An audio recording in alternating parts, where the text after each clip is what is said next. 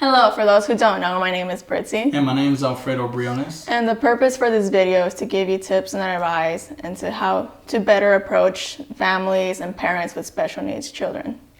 For those that are new to this channel and our first time here, just to give you a brief summary of our story that are not aware of the story of Abel.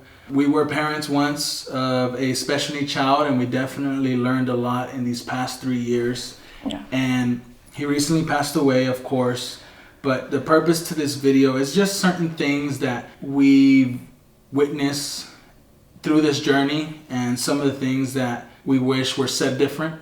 Yeah. And so, yeah, these are personal. These are not in order. These are not greater to worse. These are just 7 tips and to help you approach parents with special need. We're already carrying a lot of weight, and we're already walking in this journey of just sensitivity. Mm-hmm. And so, yeah, let's begin with number 1. Now, the first one is something we heard often. Many times. Many times, yeah. And sometimes it was heartbreaking because we already knew how we felt. And the first one is, you look tired.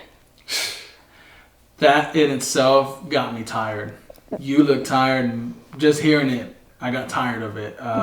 You know, we already spend endless nights in the hospital. We don't rest. There's no rest in this life, you know, with a special needs child. Mm-hmm. And when you want people to speak life into you. I think our bodies are always on alert mode.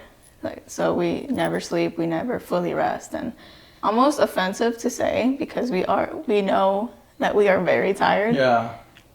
You kind of just don't want to hear what you know, but I think a better way to approach the obvious would be, is there anything I could do for you?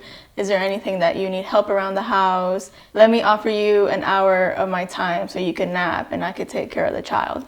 Things like that. Yeah, instead of stating the tiredness, allow room to give them rest. Right. Number 2 is stop overreacting. Germs are everywhere. We heard that so many times. This video is a struggle to make. I don't even know where to start with that one. Load. There's a reason for our isolation. You know, it's already ordered by a doctor to stay isolated. So you're already living in fear. Yes. And knowing how sick your child gets, you do anything to avoid any little germ to come in contact with your child.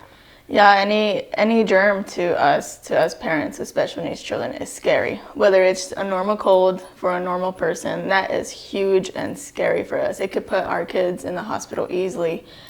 One thing I suggest instead of saying that is, I respect your decision into isolating yourself. I respect you to not come visit during virus season. Right. And especially not say that they're overreacting, because at the end of the day, they're the only ones that are going to be in the hospital with their children. Yeah. I think we already knew we were overreacting, but we had no choice but to overreact. Yeah. Because we were always in alert mode, just kind of how you said earlier. To go above and beyond for your child in quarantine and in isolation. Yeah. The third one is, everything happens for a reason.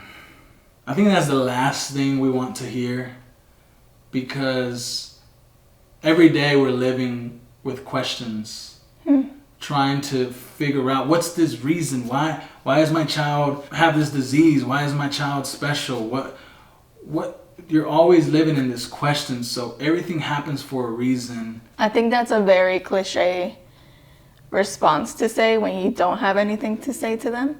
And I think if you can't give with all respect, I think a better approach would be, I'm praying for you if you don't have anything else to say. So instead of saying everything happens for a reason, you can say, I'm praying for you. And that goes a long way. Oh yeah. Number 4, poor baby, they have suffered too much already. I think we heard that so many times. Poor baby. We've heard it at the grocery store. When you're in public with your special needs child, you feel like the whole world is looking at you. Yeah. And you feel different, but not in a good way. It's just... Right. How society portrays attempts to portray special needs children. They're not really inclusive with them. There's always been this separation with special needs children, which is not how it should be. And as their parents, we are very aware of their pain and their sufferings, and that's just a very apathetic opinion and a very pitiful opinion, because instead of seeing the outside, you should look at the child's heart. Yeah. You know? That's good. And I know it's not intentional. I know what they mean behind that. But that's something that a special need parent does not want to hear. No, not at all. And the fifth one is he looks so skinny. Abel went through the stage where he lost a lot of weight. He was very skinny and it was very noticeable. And before that, he was on steroids, which, makes you gain weight, and people thought that was healthy. Steroid weight is not healthy. So they saw all the rolls, all the chunkiness, and they thought he was healthy. And for a time when he got weaned off and kept going to hospital visit after hospital visit, sickness after sickness, he lost weight. And the obvious was that he didn't look healthy. The parents are already going through a difficult time with their nutritionists because they need to get healthier. But in the midst of pursuing that, they get really sick. So they're always in this back and forth hospital that they do get unhealthy, they do lose weight, and not every special need child, but I think for us it was people that are unfamiliar with this world.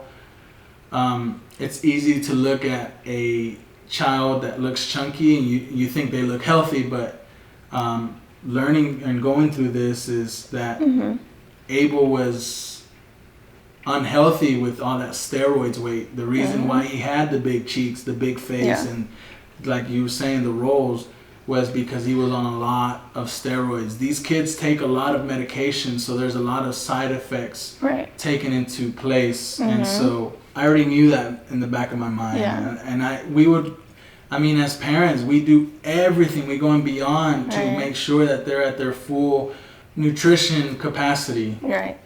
But and special needs children, they already don't have the same nutritional factors to normal kids. Some kids have feeding tubes, or they have swallowing difficulty. Like Abel, he struggled. He had this thing called failure to thrive, which is we went after formula after formula after formula to trying to find the perfect one for him, and that was always a struggle with him. And we went from G2 to a GJ. And then they did the NJ.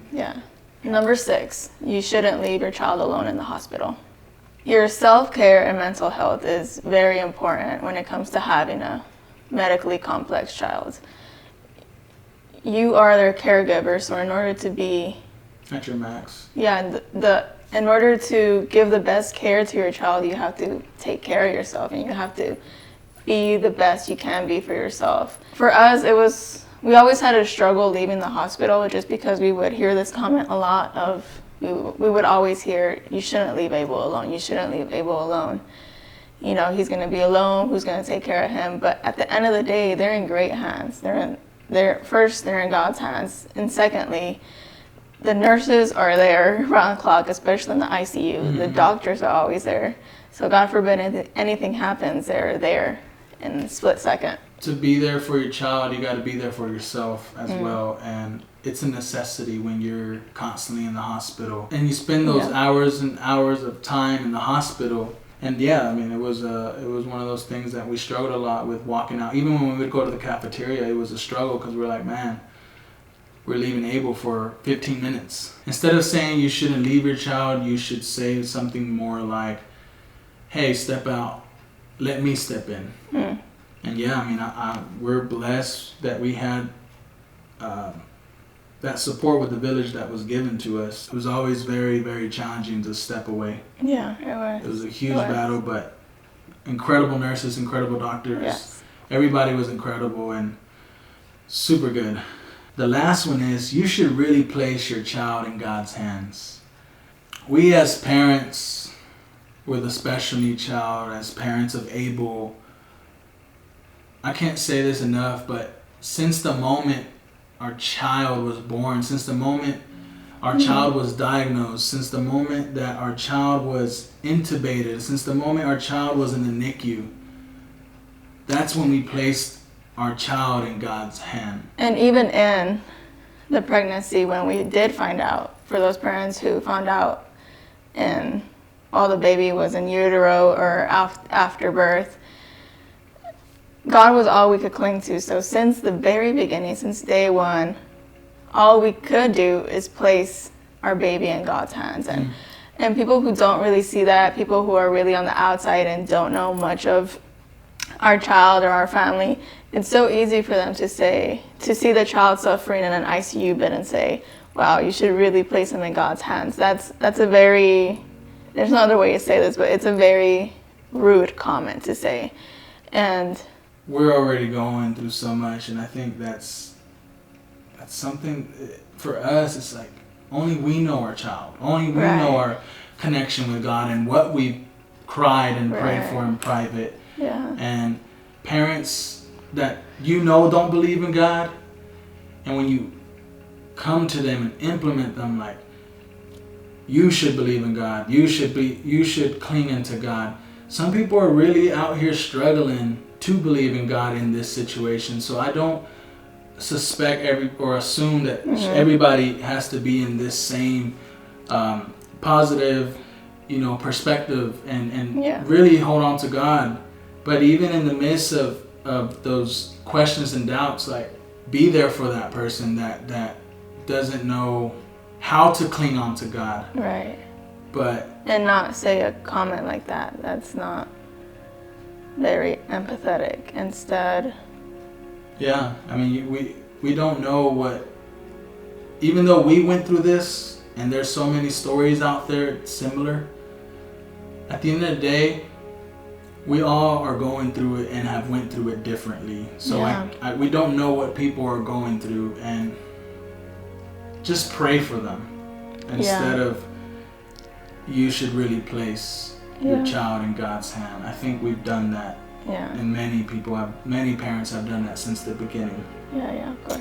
This video was a little bit of a last minute, so I hope somewhat we informed y'all. Maybe in a way we sounded more so personal experience, but that's what we went through. But our goal is to help you and give you a little bit of a perspective in how to approach parents with special needs, and just better wordings, and really take for consideration that they're really, really going through it and a lot is weighing heavy on them. I don't know if you yourself has a special need child, or you know of someone in your family. Be there for them, reach out for them. Even after this quarantine, they're still going to be in isolation. Be there for that child and be there for that family, and don't stop praying for them. Be reachable, be fully accessible for them. But I hope you guys enjoyed this video. That's pretty much it for today, and we're excited for our next video, so stay tuned, and God bless you, and don't forget to subscribe if you've enjoyed this video. Goodbye.